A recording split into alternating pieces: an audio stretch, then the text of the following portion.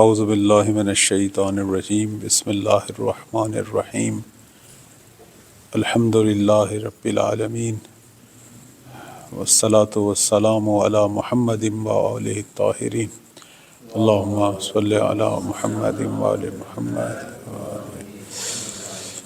موضوع سخن کتاب شریف غیبت نعمانی 20واں باب ہے، اور یہ باب امام زمان علیہ السلام کے لشکر کے بارے میں ہے، اور اس لشکر کو ایک نام دیا گیا ہے جیش الغضب. جیش الغضب سے مراد یعنی غضب کا معنی جو ہے وہ خشم، غصہ، یعنی غضب الہی غصے کا جو مظہر ہوگا وہ آخر الزمان میں امام مہدی علیہ السلام کا لشکر ہوگا. اب میں نے اس کے بارے میں جو روایات دیکھی، اکثر روایات جو ہیں وہ ضعیف ہیں، لیکن بعض روایت اس کے اندر مستند بھی ہیں. آج ہم کچھ روایات جو ہیں وہ آپ کی خدمت میں بیان کرتے ہیں. مثلا سب سے پہلی جو روایت ہے، قال وقد جاء رجل الى امیر المؤمنین، کہ امیر المؤمنین صلوات اللہ کے پاس ایک شخص آیا، اور اس شخص کے ہمراہ ایک اور شخص تھا کہ جسے ابن سودا کہا جاتا ہے. خوب، اب یہ جو شخص آیا یہ کون ہے اس کا بھی نام نقل نہیں ہوا. فقال له، اس شخص نے آ کے امیر المومنین کی خدمت میں کہا کہ یا امیر المؤمنین، اے مومنوں کے امیر، ان ھذا، یعنی اشارہ تھا ابن سودا کی طرف. ابن سودا مولا علی علیہ السلام کے شاگردوں میں سے تھے. اب وہ اشارہ کر رہا تھا ابن سودا کی طرف کہ ابن سودا یکذب علی اللہ و علی رسولہ، یہ ابن سودا جو ہے وہ اللہ پر بھی جھوٹ باندھ رہا ہے اور رسول خدا پر جھوٹ باندھ رہا ہے. وَيَسْتَشْهِدُكَ، اور آپ کو گواہ لے رہا ہے، یعنی آپ کی طرف جو ہے کچھ چیزیں منسوب کر رہا ہے، یعنی آپ کا نام لے کر اللہ اور رسول پر گویا جھوٹ باندھ رہا ہے. وعلیکم السلام. فقال امیر المؤمنین، تو مولا کائنات نے فرمایا لقد اعرض واطول یقول ماذا، اس نے کافی لمبی چوڑی بات کی ہوگی، ٹھیک ہے، کیا کہا ہے اس نے؟ فقال یذکر جیش الغضب، تو اس شخص نے کہا کہ یہ جو ہے وہ ایک جیش غضب، لشکر غضب کا ذکر کر رہا ہے. اب لشکر غضب ایک نئی چیز تھی السلام علیکم اصحاب کے لیے یا اس زمانے کے لوگوں کے لیے کہ یہ لشکر غضب کیا ہے. لشکر غضب ایک اصطلاح ہے جو استعمال ہوتی ہے امام مہدی علیہ السلام کے لشکر کے لیے. امام مہدی علیہ السلام کے لشکر کا ایک نام جیش الغضب ہے. کیوں؟ چونکہ یہ مظہر غضب الہی ہوں گے، ظالموں سے انتقام لینا نا، جنگ کرنی انہوں نے، اس اعتبار سے انہیں جیش الغضب، یعنی اس سے پہلے دور تھا پیار محبت کا، لوگوں کو پیار محبت سے رائے راست پہ لانے کا. اب جو ہے امام مہدی علیہ السلام کے بعد جنگ کا دور ہے. اب جو ظالم، جو جنایت کار، جو مجرم جو ہے وہ سیدھے راہ سے نہیں آ رہے، تو اب ان کے ساتھ جو ہے وہ جنگ ہوگی، اور قاتلین مظلومین سے جو ہے وہ انتقام لیا جائے گا. پوری تاریخ کے اندر جو مظلوم شہید ہوئے ان کے قاتلوں سے انتقام لیا جائے گا، اور اس زمانے کے اندر بھی جو ملتیں مظلوم واقع ہو رہی ہوں گی، ظلم کرنے والوں سے انتقام لیا جائے گا. تو یہ جو انتقام لینے والا لشکر ہے اسے جیش الغضب کہتے ہیں. اب اس شخص نے جیش الغضب کا ذکر کیا تو وہ دوسرے شخص کو عجیب لگا، اس نے آ کے امیر المومنین سے پوچھا. تو جب اس نے کہا نا کہ یہ جیش الغضب کا ذکر کر رہا ہے، تو فقال صلوات اللہ علیہ، تو مولا نے فرمایا خل السبیل الرجل، اسے چھوڑو، یہ ٹھیک کہہ رہا ہے، یعنی اس کی گویا تائید کی. فرمایا اولئک قوم یاتون فی آخر الزمان، یہ جو جیش الغضب ہے یہ ایک ایسی ملت ہے جو آخر الزمان میں آئے گی، ابھی نہیں ہے. قزع کا قزع الخریف، اور یہ کیسے جمع ہوں گے؟ جس طرح خزاں کے بادل جمع ہوتے ہیں. خزاں کے بادل جو ہیں وہ جیسے ابھی آپ بادل دیکھ رہے ہیں اس طرح نہیں ہوتے، وہ ٹکڑوں ٹکڑوں میں چھوٹی چھوٹی بدلیاں، چھوٹے چھوٹے ٹکڑے اکٹھے ہوتے ہیں اور پھر وہ بارش برستی ہے. کہتے ہیں یہ خزاں کے بادلوں کی طرح جمع ہوں گے. اچھا، یعنی کوئی کہیں سے آئے گا، کوئی کہیں سے آئے گا، مراد یہ ہے. اس لیے آگے بھی فرما رہے ہیں کہ والرجل والرجلان والثلاثہ من کل قبیلہ حتی یبلغ 9، ایک قبیلے سے ایک آدمی، کبھی 2 آدمی، ہو سکتا ہے 9 آدمی، اس طریقے سے یہ لوگ جمع ہوں گے. ہیں یہ 313. ٹھیک ہے. فرماتے ہیں کہ انی لا اعرف امیرہم واسمہ ومناخر رقابہم. فرماتے ہیں کہ میں جانتا ہوں کہ ان کا جو ہے وہ امیر کون ہے، اس کا نام جانتا ہوں، اور انہوں نے کس جگہ پہ اکٹھے ہونا ہے، کون سی ان کی محل اجتماع جمع ہونے کی جگہ میں اسے جانتا ہوں. ثم نہض، اس کے بعد امیر المومنین اپنی جگہ سے اٹھے، وہو یقول، اور یہ فرماتے ہوئے کہ باکرن باکرن باکرن، یعنی امام باقر علیہ السلام کو یاد کرتے ہوئے اٹھے.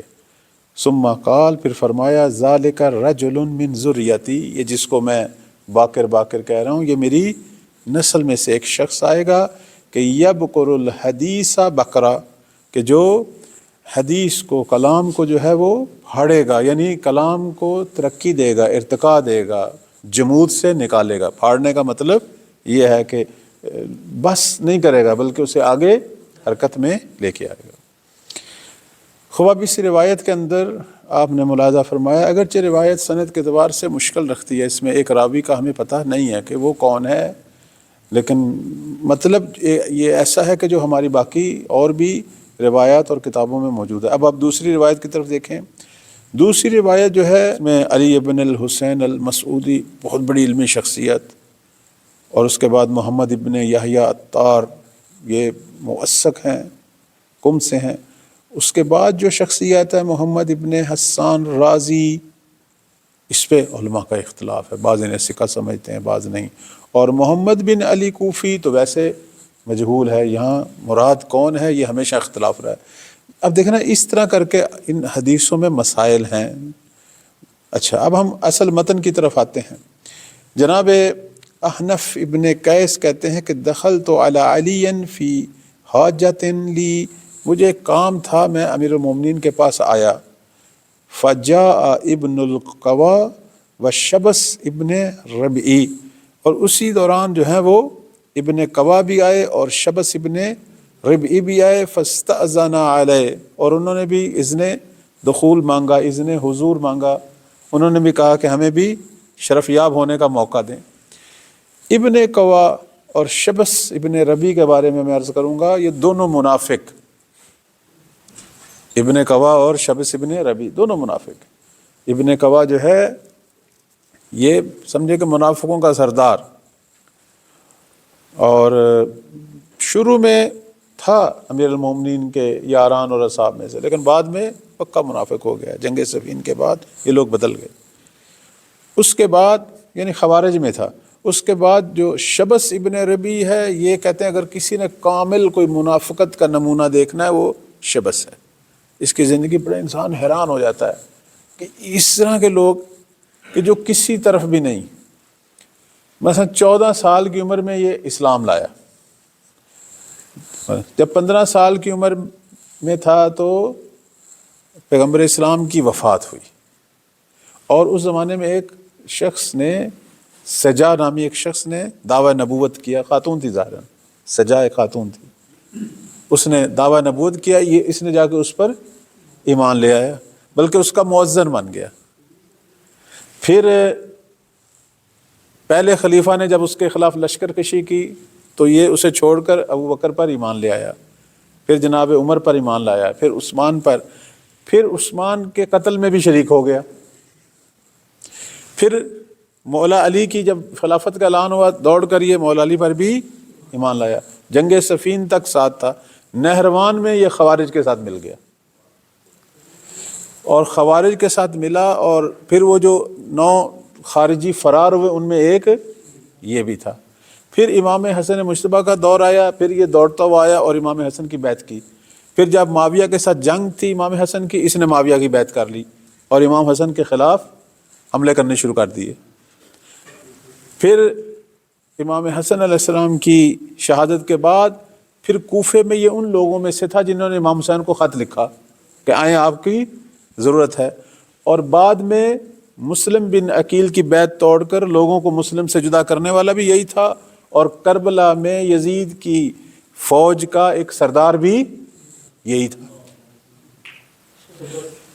اچھا، پھر اب آپ شبث کی داستان پڑھیں، حیران ہو جاتا ہے۔ پھر امام حسین کی شہادت کے بعد جب مختار کا قیام شروع ہوا، یہ مختار کے ساتھ مل گیا، اور پھر جب ابن زبیر کی فوج آئی مختار سے لڑنے کے لیے، مختار کو چھوڑ کر ابن زبیر سے مل گیا۔ اس کو انسان پڑھے تو حیران ہو جاتا ہے۔ اسے کہتے ہیں منافق کامل، یعنی کوئی جگہ اس نے منافقت کی نہیں چھوڑی۔ خیر، اب یہ زمانہ جو ہے وہ امیر المومنین کا زمانہ ہے، ابن قبا اور شبث ابن ربی۔ یہ میں اس لیے شبث کی بات کر رہا ہوں کہ بعض دفعہ لوگ ایسے ہوتے ہیں کہ جن کو اپنی زندگی کا کوئی ہدف، کوئی راہ جن کی، وہ کہتے ہیں چڑھتے ہوئے سورج کے ساتھ، وہ اس طرح کے لوگ، ان کی کوئی زندگی نہیں۔ انسان کا ایک ہدف ہو، ایک راہ ہو، اور اس پر وہ قائم رہے۔ تو اب یہ دونوں بھی پہنچے امیر المومنین کی خدمت میں۔ خوب، اب جب یہ پہنچے تو چونکہ پہلے جو ہے وہ احنف ابن قیس آ چکے تھے اور اوپر سے یہ دونوں آ گئے، تو امیر المومنین نے احنف کو فرمایا کہ ان شئت فاذن لہما، اگر آپ کی مرضی ہے تو آپ انہیں اجازت دیں، چونکہ یہ احنف جو ہیں وہ پاس بیٹھے ہوئے تھے مولا کے پاس، ادھر سے یہ دو بھی منافق آ گئے، یہ بھی اندر آنا چاہتے تھے۔ فرمایا ان شئت فاذن لہما، اگر آپ چاہتے ہیں تو ان کو بھی آنے دیں۔ فانک انت بدأت بالحاجہ، چونکہ آپ پہلے آئے ہیں، آپ کا حق پہلے ہے، آپ کی مرضی ہے۔ قال قلت یا امیر المؤمنین، اس نے، یہ صابر صحابیوں میں سے تھا، اس نے کہا مولا کوئی بات نہیں، فاذن لہما، آپ ان دونوں کو اجازت دیں، ان کی پہلے بات سن لیں، پھر میں بھی آپ کی خدمت میں کچھ جو ہے وہ پوچھوں گا۔ اچھا، فلما دخل، جب یہ دونوں ابن قبا اور شبث داخل ہوئے، مولا نے فرمایا کیا ہوا کہ آج مقام حرورہ پہ آپ میرے پاس آ گئے، خیریت ہے؟ قال احببنا، ہم یہ چاہتے تھے کہ ان نکون من جیش الغضب، کہ ہمارا حصہ بھی جیش غضب میں ہو۔ انہوں نے کہیں سے سن لیا کہ کوئی جیش غضب بھی ہے، کوئی ایک لشکر ہے جو غضب الہی کا مظہر ہے، تو اب یہ بھاگے ہوئے مولا کے پاس آئے کہ ہمیں بھی جیش غضب میں حصہ دیں، ہم بھی جیش غضب میں شامل ہونا چاہتے ہیں۔ جی کوئی قال ویحکما، مولا نے فرمایا وائے ہو تم پر، وحل فی ولایتی غضب، آیا میری حکومت میں کوئی غضب ہے؟ چونکہ مقام غضب صرف مقام امام زمان ہے، کہتے 12 اماموں میں امام مہدی علیہ السلام ہوں گے جن کی حکومت غضب الہی کا مظہر ہوگی، باقی ائمہ جو ہے یہ کام نہیں کریں گے۔ باقی ائمہ جو ہیں، حتیٰ ہمارے پیغمبر، صلح پہ تاکید ہے، صلح پہلے ہے، لیکن امام زمان جو ہے وہ ظالموں کو کوئی مجال نہیں دیں گے، وہاں صلح نہیں ہے، وہاں ظالموں کے خلاف جنگ ہے۔ ہاں، گناہ گاروں کو مہلت ہے تربیت کے لیے، ہدایت کے لیے، لیکن اس لیے امام زمان کا لشکر جو ہے لشکر غضب ہے کہ وہاں اب ظالموں اور مجرموں، جنایت کاروں کے لیے اب کوئی جگہ جو ہے وہ نہیں چھوڑی جائے گی۔ تو اب انہوں نے جیش الغضب کا نام سنا، انہوں نے سوچا پتہ نہیں مولا علی کے پاس کوئی لشکر ہے، لشکر غضب، یہ چاہتے تھے اس میں شریک ہوں۔ تو اب امام سے پوچھ رہے ہیں کہ وحل فی ولایتی غضب، فرماتے ہیں میری حکومت میں غضب نہیں ہے، میری حکومت جو ہے وہ غضب الہی کا مظہر نہیں ہے۔ او یکون الغضب حتی یکون من البلا قضا و قضا، اور یہ جو میں جنگ بھی کر رہا ہوں، یہ جو مشکلات کھڑی ہوئی ہیں، یہ فلاں فلاں مسئلے کی وجہ سے ہیں۔ اگر سفین، اگر وہ میری مان لیتا اور میرے خلاف لشکر کشی نہ کرتا تو یہ جنگ نہ ہوتی، اگر جنگ جمل میں فلانی جو ہے وہ ہماری جو ہے وہ بیعت کر لیتے تو یہ مسئلہ، اگر کوئی سختی ہے تو اس کی وجہ فلاں فلاں ہے، ورنہ میری ولایت میں غضب نہیں ہے۔ اس کے بعد مولا کائنات جو ہیں وہ لشکر غضب کی تشریح کر رہے ہیں کہ لشکر غضب جو ہے وہ مہدی کا لشکر ہے، اور پھر بیان کر رہے ہیں وہ کیسے آئے گا۔ فرماتے ہیں کہ ثم یجتمعون قضاء کقضاء الخریف من القبائل، فرماتے ہیں کہ یہ جو لشکر غضب ہے یہ اس طرح اکٹھا ہوگا جس طرح جو ہے وہ خزاں کے بادل اکٹھے ہوتے ہیں، چھوٹے چھوٹے ٹکڑے بادل کے جمع ہونے شروع ہو جاتے ہیں اور پھر ایک بڑا بادل بن جاتا ہے اور بارش برساتا ہے۔ فرماتے ہیں کہ یہ خزاں کے جو بادلوں کی مانند یہ لوگ اکٹھے ہوں گے، یعنی مختلف قبائل سے، کوئی فلاں قبیلے سے، کوئی فلاں قبیلے سے، اس طرح چھوٹے چھوٹے ٹکڑے اکٹھے ہوں گے اور ایک لشکر غضب جو ہے وہ تشکیل پائے گا۔ فرماتے ہیں ما بین الواحد والاثنین والثلاثہ والاربع والخمسہ والستہ والسبع والثمانیہ والتسع والعشرہ، کس طرح اکٹھے ہوں گے؟ مثلا اس قبیلے سے ایک، اس قبیلے سے دو، اس قبیلے سے تین، اس قبیلے سے چار، اس قبیلے سے پانچ، اس سے چھ، اس سے سات، آٹھ، یعنی اس طرح تھوڑے تھوڑے مختلف اقوام سے یہ لوگ اکٹھے ہوں گے۔ یہ جو لشکر غضب ہے، اس میں ایک چیز جو ہے آپ توجہ فرمائیے گا، لشکر غضب جو ہے مولا کا، یہ 313 جو ناصر ہیں جنہیں لشکر غضب کہا گیا ہے، یہ ان میں سے کوئی بھی عرب نہیں ہے، یہ سارے کے سارے عجم ہیں۔ یہ جو ہمارے بعض دفعہ لوگ پوچھتے ہیں کہ ہمارا بھی کوئی نام ہے، ہمارا بھی کوئی حصہ ہے، اصل میں یہ 313 ہے ہی دنیا کے مختلف ملتوں سے جو غیر عرب ہیں۔ درست ہے یہ مکہ میں جمع ہوں گے، لیکن ان کا خود مکہ سے یا عرب سے کوئی تعلق نہیں ہوگا۔ اس کے بعد والی روایت ملاحظہ فرمائیں، قال ابو عبداللہ علیہ السلام، یہاں ہمارے چھٹے مولا فرما رہے ہیں کہ اذا اذن الامام دعا اللہ باسمہ العبرانی، فرماتے ہیں کہ جب امام کو اذن دیا جائے گا، ظہور کا اذن دیا جائے گا، تو مولا جو ہیں وہ اللہ کو عبرانی نام سے پکاریں گے، یعنی اللہ کا ذکر عبرانی زبان میں، یعنی جو گزشتہ امتوں کے اندر الفاظ ہیں پروردگار کے اسماء کے عنوان سے، اس میں سے ایک اسم اللہ کا لیں گے۔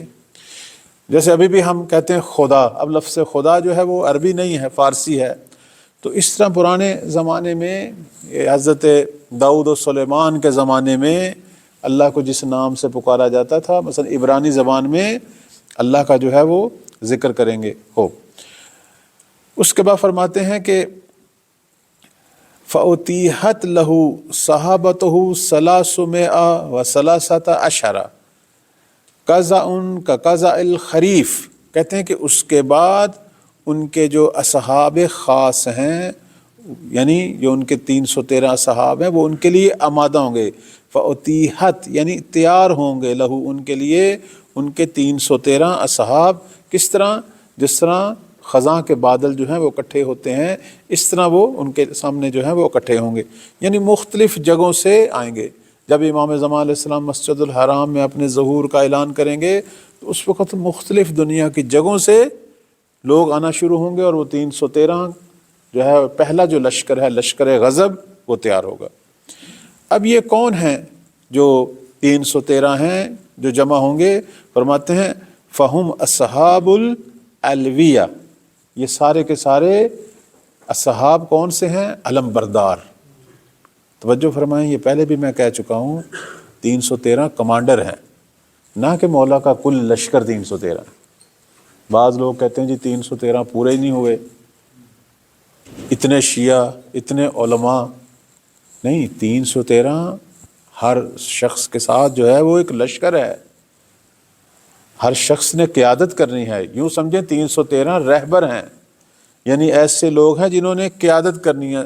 مجھے یاد ہے میں ایک جگہ مجلس کے لیے گیا تو وہاں لوگوں نے سوال کیا مجلس کے دوران، تو میں نے انہیں مثال دی، میں نے کہا آپ 313 کی مثال ایسے لیں جیسے اس وقت بھی عالم تشیع کے چند بڑے لیڈر ہیں۔ مثلا میں نے کہا جیسے ایران میں خود رہبر معظم، لبنان میں مثلا حسن نصر اللہ ہیں، اس زمانے میں یمن میں مثلا وہ جو شخصیت ہیں، اسی طرح اس زمانے میں بحرین کے عالم تھے، اسی طرح جو ہیں وہ ایک اور، تو مختلف ممالک کے اندر آپ ایک شیعہ لیڈر دیکھ رہے ہیں جس کے پیچھے ملت جو ہے وہ کھڑی ہے۔ تو میں نے کہا اس طرح کے ہیں 313، آخری ایک جنگ ہے کفار کے ساتھ، ظالموں کے ساتھ، وہاں تعداد ایک مطلوبہ تعداد ہونی چاہیے، نہ کہ 313 نے جنگ کرنی ہے صرف تنہا۔ اب آپ دیکھیں اس روایت میں فرمایا گیا ہے کہ فہم اصحاب الالویہ، یہ پرچمدار ہیں، یہ علم بردار ہیں، یعنی یہ کمانڈر ہیں۔ اور اس کے بعد فرماتے ہیں منہم من یفقد من فراشہ لیلا فَيُصْبِحُ بِمَکہ۔ اب یہ اکٹھے کیسے ہوں گے؟ ان کے آنے کی کیفیت کو روایت میں بیان کیا گیا۔ دو طرح سے یہ لوگ اکٹھے ہوں گے۔ کیسے اکٹھے ہوں گے؟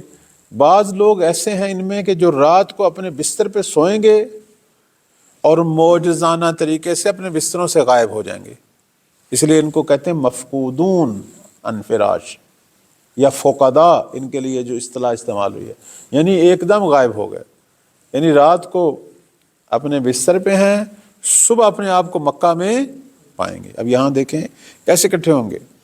فرماتے ہیں کہ من یفقد من فراشہ لیلا، رات کو اپنے بستروں سے غائب ہو جائیں گے، فیصبح بمکہ، اور صبح کریں گے مکہ میں، ومنہم من یرا یسیر فی السحاب نہارا، اور ان میں سے بعض ایسے بھی ہیں کہ جو دیکھے جائیں گے کہ آسمان پر بادلوں پر سفر کرتے ہوئے، یعنی ہواؤں میں اڑتے ہوئے جو ہیں یہ پہنچ رہے ہیں۔ اب آغایون یہاں پہلے بھی ایک دفعہ اس موضوع پہ گفتگو ہوئی کہ یہ کوئی معجزانہ کیفیتیں ہیں یا یہ ٹیکنالوجی ہے۔ غالب جو چیز سمجھ آ رہی ہے معجزے اور کرامت کا انکار نہیں ہے، لیکن جو چیز سمجھ آ رہی ہے وہ ٹیکنالوجی ہے۔ اور اس کی مثال میں نے پہلے ایسے دی تھی کہ آپ اگر مثلا 50 سال پہلے تصور فرمائیں، مکہ مدینہ کا سفر جو ہے وہ کئی دنوں کا بلکہ کئی مہینوں کا ہوتا تھا۔ مثلا 100 سال پہلے تو پورا سال لگ جاتا تھا، 40-50 سال پہلے کشتیوں کا زمانہ تھا تو اس میں بھی 15 دن مہینہ لگ جاتا تھا، اور پھر آہستہ آہستہ تیز گاڑیاں آئیں تو یہ جو ہے وہ دنوں کا سفر ہو گیا، اور آج جو ہے یہ گھنٹوں کا سفر ہے۔ اب آپ کا کیا خیال ہے کہ 100 سال کے اندر ایک سال کا سفر 3 گھنٹے میں بدل گیا، تو آئندہ 100 سال میں یہی 3 گھنٹے 3 منٹ ہوں گے یا 3 سیکنڈ ہوں گے، جس طرح تیز رفتار ٹیکنالوجی سامنے آ رہی ہے۔ تو بعید نہیں کہ یہاں ٹیکنالوجی ہو، لازمی نہیں ہے کہ ہم ہر چیز کو کرامت اور معجزے سے تعبیر کریں۔ تو فرماتے ہیں کہ وَمِنْهُمْ مَنْ يُرَى، ان میں سے بعض ایسے ہیں کہ جو اس طرح دیکھے جائیں گے کہ يَسِيرُ فِي السَّحَابِ نَهَارًا، کہ دن کی روشنی میں بادلوں پر سفر کرتا ہوا آ رہا ہے۔ ہو سکتا ہے 50 سال 100 سال پہلے لوگ اسے کرامت سمجھتے ہوں، لیکن آج ہم سمجھتے ہیں کہ یہ جہاز ہی ہیں کہ جن پر یہ اب تو تک نفری جہاز بھی، ایک نفر والی اڑنے والی چیزیں بھی بن چکی ہیں۔ یعرف باسمہ، معصوم فرماتے ہیں کہ یہ معلوم ہے ہمیں اپنے نام سے، واسم ابی، اپنے والد کے نام سے، وحلیتہ، اپنی خصوصیات جو جسمانی خصوصیات ہیں، ونسبہ، اسی طرح اپنے نسب کے اعتبار سے، یعنی یہ شخصیات جو ہیں وہ جانی پہچانی، ائمہ معصومین ان کو جانتے تھے۔ راوی نے پوچھا، قلت جو التفداک، کہ آپ پر میری جان قربان ہو، ایہم اعظم ایمانا، یہ جو آپ نے 2 قسم کے اصحاب بتائے، کچھ بستروں سے غائب ہونے والے اور کچھ جو ہیں وہ بادلوں پر، تو ان میں سے ایمان کے اعتبار سے افضل اور اعظم کون ہیں؟ قال الذی یسیر فی السحاب نہارا، فرمایا جو دن میں بادلوں پر سفر کرتے ہوئے آئیں گے وہ افضل ہیں۔ وہم المفقودون، اور فرماتے ہیں کہ اور وہی مفقودون بھی ہیں۔ وفیہم نزلت ھذہ الآیہ، اور ان کے بارے میں یہ آیت نازل ہوئی ہے کہ اینما تکونوا یأت بکم اللہ جمیعا، کہ تم جہاں بھی ہوگے اللہ تم سب کو اکٹھا کرے گا۔ یعنی یہ آیت جو قرآن مجید کی ہے، سورہ بقرہ کی 148 نمبر آیت، یہ آیات مہدویت میں سے ہے، اور یہ مولا کے انصار کے بارے میں ہے کہ ایک الہی مظہر، الہی قدرت کا جو اس زمانے میں مظہر سامنے آئے گا، وہ یہ ہے کہ امام زمان کے ناصر پوری دنیا میں بکھرے ہوں گے، لیکن اللہ تعالیٰ جو ہے ان سب کو اکٹھا کرے گا اور مکہ میں پہنچا دے گا، اور ان کے اندر جو ہیں اگرچہ دونوں مفقود ہیں، یعنی بستروں سے غائب ہونے والے اور بادلوں پر، لیکن جو افضل ہیں ایمان کے اعتبار سے وہ کون ہیں؟ جو بادلوں پر سفر کریں گے۔ اس کے بعد والی روایت جو ہے، یہ روایت اس کے اکثر راوی جو ہیں وہ اہل سنت کے ہیں۔ اس میں جناب ابی خالد قابلی جو ہیں وہ امام سجاد سے یا امام باقر، معلوم نہیں ہے، ان دونوں میں سے کسی ایک امام سے نقل کرتے ہیں کہ انہ قال، کہ معصوم نے یہ فرمایا، الفقداء قوم یفقدون من فرشہم، فقداء یعنی گم ہونے والے، ٹھیک ہے، یہ وہ قوم ہے کہ جو اپنے بستروں سے گم ہو جائیں گے، فَيُصْبِحُونَ بِمَکہ، اور جو ہے وہ مکہ میں صبح کریں گے، مکہ میں پہنچ جائیں گے۔ وَهُوَ قَوْلُ اللَّهِ عَزَّ وَجَلَّ أَيْنَمَا تَكُونُوا يَأْتِ بِكُمُ اللَّهُ جَمِيعًا، کہ تم جہاں بھی ہو خدا اپنی طاقت سے تم سب کو اکٹھا کرے گا۔ وَهُمْ أَصْحَابُ الْقَائِمِ۔ اس کے بعد روایت نمبر 5 ملاحظہ فرمائیں، یہ روایت جناب ابان ابن تغلب سے ہے، کہتے ہیں کہ میں امام جعفر صادق علیہ السلام کے ساتھ مسجد مکہ میں کی ایک مسجد میں تھا، وَهُوَ آخِذٌ بِیَدِی، اور مولا نے میرا ہاتھ پکڑا ہوا تھا۔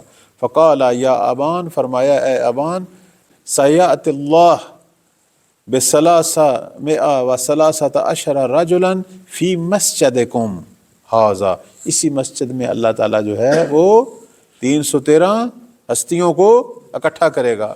اب اگلا جملہ سننے والا ہے کہ فرماتے ہیں کہ یعلم اہل مکہ انہ لم یخلق آباؤہم ولا اجدادہم، یہ 313 وہ ہیں کہ جن کے بارے میں اہل مکہ جانتے ہوں گے کہ یہ ان کے آباء و اجداد کی اولاد نہیں ہے، نہیں، یہ 313 جو ہیں یہ اہل مکہ سے نہیں ہیں، حتیٰ یہ عرب بھی نہیں ہے، بعد والی روایت میں ہم پڑھیں گے کہ یہ عرب نہیں ہے، یہ 313 یہ عجم کے لوگ ہیں، مختلف ملتوں سے ہیں۔ عربوں کی حالت تو آپ دیکھ رہے ہیں نا کیا ہے۔ تو فرماتے ہیں کہ ان کے بارے میں اہل مکہ جانتے ہوں گے، یعلم اہل مکہ کہ انہ لم یخلق آباؤہم ولا اجدادہم، ان کو ان کے آباء و اجداد سے جو ہے وہ خلق نہیں کیا گیا۔ علیہم سیوف، ان کے پاس تلواریں ہوں گی کہ مکتوب علی کل سیف اسم الرجل و اسم ابی و حلیتہ و نسبہ۔ اب ظاہر ہے یہاں تلوار سے مراد اسلحہ ہے، لازمی نہیں ہے کہ اس سے مراد وہی تلوار ہو، کہ ان کے پاس جو سلاح ہے، جو اسلحہ ہے، اس پر ان کا نام، ان کے والد کا نام، ان کی جو خصوصیات ہیں اور ان کا نسب لکھا ہوگا۔ ثم یأمر منادیا، پھر ایک منادی ندا دے گا، فینادی ھذا المہدی، یہ مہدی ہیں، یعنی امام مہدی کا تعارف کروائے گا۔ ویسے ہماری روایات میں ہے کہ وہ منادی حضرت جبرائیل ہوں گے۔ خوب، یہ ایک منادی ندا دے گا کہ یہ مہدی ہیں، کہ یقضی بقضاء داؤد و سلیمان، کہ جو حضرت داؤد و سلیمان کی طرح فیصلے کریں گے، ٹھیک ہے۔ لا یسأل علی ذلک بینہ، اپنے فیصلوں میں گواہوں کے بینہ کے محتاج۔ یہ پہلے بھی میں عرض کر چکا ہے کہ امام زمان علیہ السلام کا جو انصاف ہے، جو عدالت ہے، وہ شبیہ ہے حضرت داؤد و سلیمان کی عدالت جیسی، خود ہمارے اپنے پیغمبر کی طرح نہیں ہے۔ چونکہ ہمارے اپنے پیغمبر کا جو نظام عدالت ہے اس کے اندر ظاہر پر اعتماد ہے، لازمی نہیں ہے کہ کسی کو 100% عدالت ملے۔ اب امیر المومنین کی اپنی ذرہ ایک یہودی نے چرائی، اسلامی عدالت لگی، ٹھیک ہے، لیکن امیر المومنین ثابت نہیں کر سکے، اور وہ ذرہ جو ہے یہودی کو مل گئی، اور مولا نے اس پر اعتراض بھی، چونکہ مولا کے پاس کوئی گواہ، ذرہ اس کے ہاتھ میں تھی، چونکہ قانون اسلام کا ہے کہ ید جو ہے اس کو قوت حاصل ہے، چوری کا مال جس کے پاس ہے وہ اسی کا ہی ہے، جب تک اس پر کوئی گواہ قائم نہ ہو جائے کہ اس نے چوری، ورنہ جس کے ہاتھ میں جو مال ہے، جو جس جگہ پہ بیٹھا ہے وہ اسی کی۔ لیکن اب اس میں جو ہے وہ عدالت واقعی نہیں مل رہی۔ امام مہدی علیہ السلام نے آ کے لوگوں کو حقیقی اور واقعی عدالت دینی ہے۔ اس کے لیے نظام کون سا چلے گا؟ حضرت داؤد و سلیمان۔ حضرت داؤد و سلیمان کے نظام عدالت میں وہ گواہ نہیں مانگتے تھے، وہ علم الہی سے فیصلہ کرتے تھے۔ تو امام مہدی علیہ السلام بھی علم الہی سے فیصلہ کریں گے، وہ گواہ نہیں مانگیں گے، نتیجتاً حقیقتاً لوگوں کو عدالت ملے گی۔ ورنہ اگر یہی ظاہری نظام ہو، اس میں جھوٹیاں گواہیاں ہو سکتی ہیں۔ اس میں آپ نہیں دیکھتے آج کل کیا ہو رہا ہے، بلکہ شروع سے ہو رہا ہے، شروع سے ایسا ہو رہا ہے۔ بلکہ سب سے پہلا جو فیصلہ تھا فدق کا، اس کے اندر بھی ایک جھوٹی گواہی پیش کی گئی اور سچے لوگوں کو جو ہے وہ جھٹلایا گیا۔ تو اس میں عدالت جو ہے وہ نہیں ملتی۔ تو اس لیے تاکید ہے کہ امام مہدی علیہ السلام کے زمانے میں جو زمین عدل و انصاف سے بھرے گی، اس کی وجہ یہ ہے کہ اس زمانے میں حقیقتاً عدالت دی جائے گی، اللہ کے دیے ہوئے علم سے فیصلے ہوں گے، نہ کہ ظاہری گواہیوں اور بینہ سے۔ بعد والی روایت ملاحظہ فرمائیں، یہ بھی سند کے اعتبار سے بہتر ہے پچھلی تمام روایات میں سے۔ یہ روایت امام باقر علیہ السلام سے نقل ہوئی ہے یہ جو آیہ مجیدہ ہے کہ امن یجیب المضطر اذا دعا، اس کی تشریح میں امام باقر علیہ السلام نے فرمایا کہ یہ آیت مہدوی ہے۔ لیکن قرآن کہتے ہیں مختلف جگہ پر آیات مہدوی سے بھرا ہوا ہے۔ اب آپ ہو سکتا ہے کبھی بھی آپ کے ذہن میں نہ آئے، فرمایا یہ آیت مہدوی ہے۔ کس نے مضطر کو جواب دینا ہے؟ وہ امام مہدی کے زمانے، ورنہ آج اتنے مضطر لوگ ہیں، دعائیں بھی کر رہے ہیں، لیکن اجابت کس کے دور میں مضطر جب پکارے گا اسے اجابت حاصل؟ وہ امام مہدی کا دور، اور حقیقت بھی یہی ہے۔ فرماتے ہیں کہ امن یجیب المضطر اذا دعا، کون ہے جو مضطر، جو پریشان، گرفتار، مشکلات کا شکار، اس کو جواب دے، اس کی حاجت کو پورا کرے جب وہ پکارے۔ فرماتے ہیں نزلت فی القائم، یہ آیت قائم کے لیے نازل ہوئی ہے، چونکہ قائم کے زمانے میں دنیا میں ہر مشکل کے شکار شخص کو جو ہے وہ مولا جو ہے اس مشکل سے چھڑائیں گے اور اس کی حاجت کو پورا کریں گے۔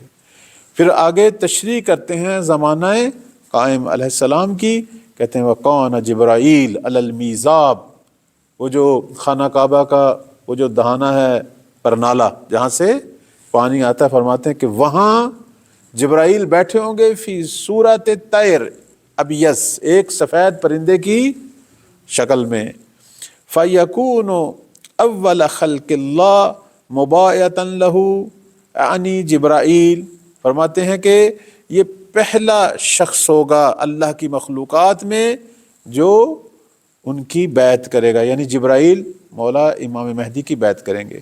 وَيُبَايِعُهُ النَّاسُ الثَّلَاثَمِائَ وَثَلَاثَةَ عَشَرَ، اور اس کے بعد 313 جو ہیں وہ امام مہدی علیہ السلام کی بیعت کریں گے۔ فَمَنْ كَانَ ابْتُلِيَ بِالْمَسِيرِ وَافَ فِي تِلْكَ السَّاعَةِ، فرماتے ہیں کہ اس زمانے میں اگر کوئی کسی راستے میں پریشانی کا شکار ہو جائے، مسیر یعنی راستہ، ابتلیا مشکلات کا شکار ہو جائے، وَافَ فِي تِلْكَ السَّاعَةِ، مولا اس کی معجزہ کے ذریعے اس تک پہنچیں گے اور اس کی مشکل کو دور کریں گے۔ وَمَنْ لَمْ يُبْتَلْ بِالْمَسِيرِ، اور وہ جو راستے میں مشکلات کا شکار نہیں ہوں گے، فُقِدَ مِنْ فِرَاشِهِ، اپنے بستروں سے غائب ہو جائیں گے اور مولا کی خدمت میں پہنچ جائیں گے۔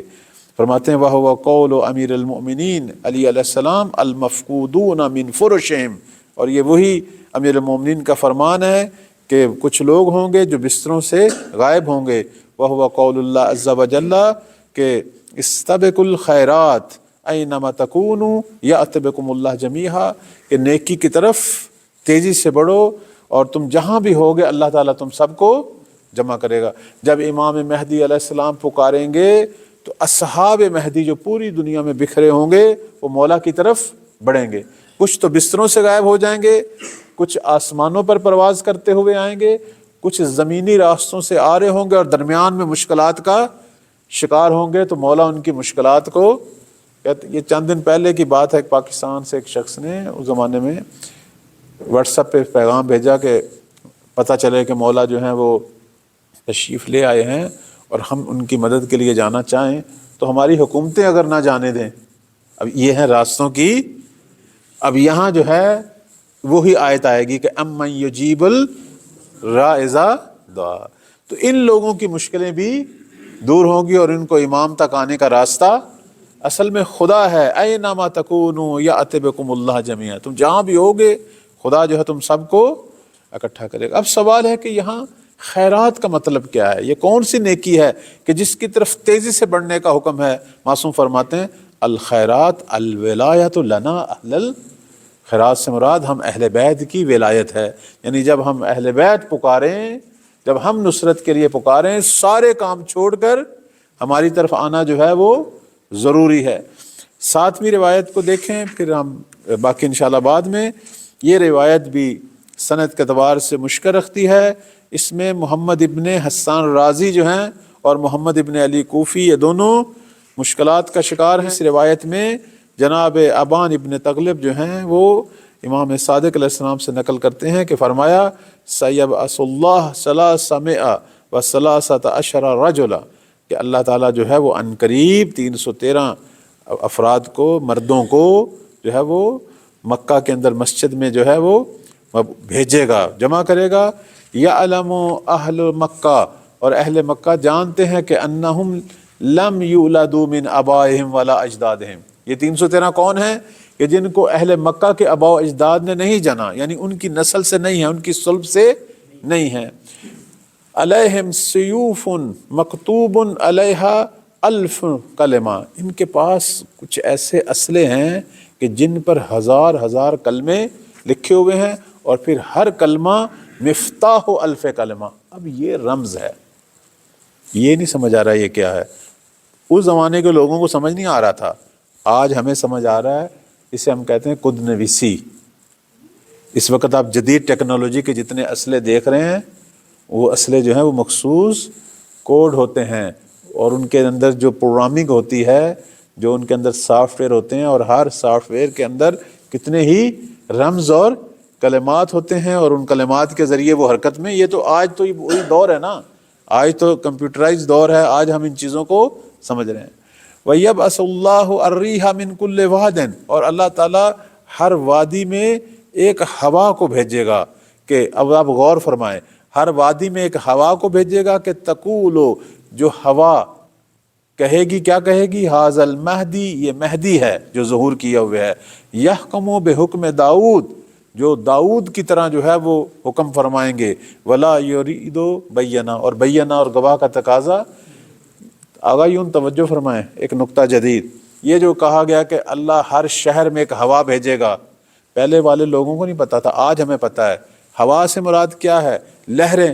آج ہمارے موبائل کو پیغامات کیسے مل رہے ہیں؟ یہی ہواؤں سے۔ یہ جو بڑے بڑے راڈار لگے ہوئے ہیں، یہ جو بڑے بڑے انٹینے لگے ہوئے ہیں، یہ کیا کرتے ہیں؟ یہ ہواؤں سے ہی تو یعنی یہ ہواؤں کے ذریعے، یعنی یہ جدید دور کی طرف اشارہ ہے کہ ہر شہر میں ہواؤں کے ذریعے۔ اب پہلے زمانے کے لوگوں کو نہیں پتا تھا یہ کیا، آج ہمارے سارے کام جو ہیں وہ ہواؤں کے ذریعے۔ اب نیٹ بھی بند ہوا ہے تو ہوا کے ذریعے بند ہوا ہے، نیٹ کھلے گا تو سارا کام جو ہے، اب وہ تاروں کا زمانہ، اتصال کا زمانہ جو ہے وہ، اب سارا کام ہواؤں میں لہریں جو ہیں، یہ ہوا جو ہے یہ سارے کام سورت سے جو ہے وہ کر رہی ہے۔ تو انشاءاللہ باقی روایات بعد میں آپ کی خدمت میں بیان کریں گے۔ پروردگار ہم سب کو توفیق دے کہ ان روایات سے درس معرفت امام زمان لیں، مولا کی حقیقی معرفت حاصل ہو، انشاءاللہ مولا کے مددگاروں میں سے اور خدمتگاروں میں سے قرار پائیں۔ صلوات پڑھیں بر محمد و آل محمد۔